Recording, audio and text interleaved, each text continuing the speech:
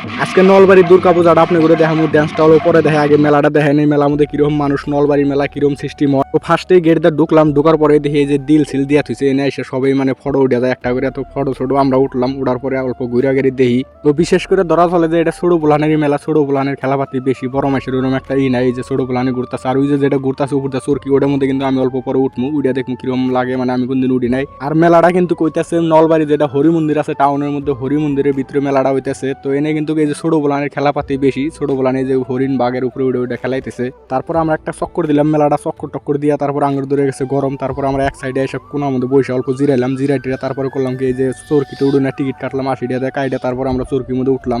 তো উড়ার পরে আঙুরে চালু করে দিল, তো আস্তে আস্তে ঘুরতেছে, ঘুরে কিন্তু ভালোই লাগতেছে, ভালোই মজা লাগতেছে। যারা উড়েন না হ্যাঁ আমি কই, তার মানে প্যাডের নিচে কিন্তু সুরসুরি করে কিবা জানি থাকে, মানে যখন নিসমি নামে তখন অল্প ডর ডর করে।